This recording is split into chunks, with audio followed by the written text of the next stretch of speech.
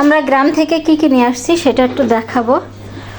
তো এখন একটা একটা করে সব খুলতে হবে, অবস্থা পুরো খারাপ খারাপ।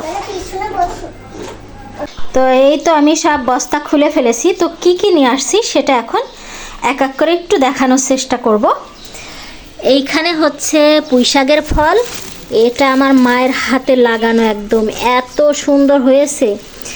অনেক আনতে বলছিল, তাই এই নিয়ে আসছি, না হলে মনে হয় 2-3 কেজি হবে। আর আনতে বলছিল, আনিনি, এত নিয়ে এসে খাবে কে।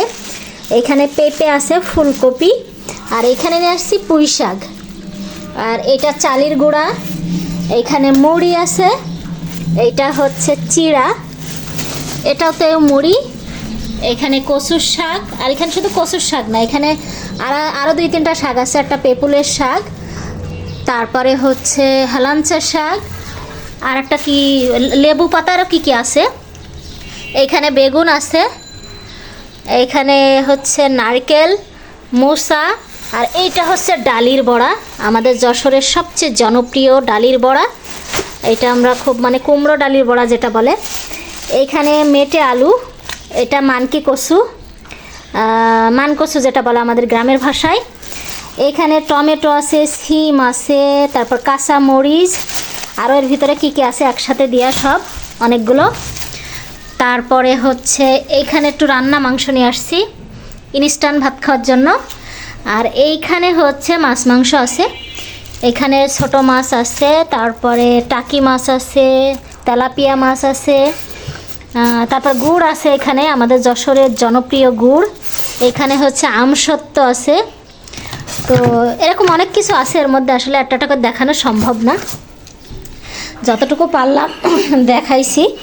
এগুলো তো শুধু জিনিসপত্র, আর আমাদের লাগেজ টাগেজ তো অবস্থা এখনও খোলা হয়নি। আর আমার বাসার অবস্থা তো পুরো খারাপ হয়ে গেছে। আমার হাজব্যান্ড কি করে রাখছে দেখেন, পুরো 1 মাস বাসায় নেই। তো দেখেন কি অবস্থা, পুরো সোপা টোপা, এমন একটা জায়গা নেই সেই জায়গা পরিষ্কার আছে। দেখেন মহিলা মানুষ বাসায় না থাকলে যা হয়, যে দেখেন সে মশারিটা উঠায়নি, মশারি বেড টেড অবস্থা দেখেন।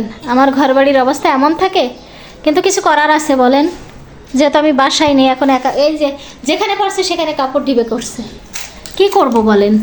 এটাই হচ্ছে পুরুষ মানুষের কাজ। এই যে সোপা টোপা দেখেন, কোনো জায়গায় যে আপনি একটু বসবেন সেই অবস্থাও নেই। এই যে দেখেন অবস্থা, দেখেন দেখছেন অবস্থা দেখছেন। আর রান্নাঘরে তো যাওয়ার মতো নেই, পুরো মনে হচ্ছে কয় পর্দা ময়লা পড়ছে। এইটা গুছাইতে গুছাইতে আমার জীবন শেষ।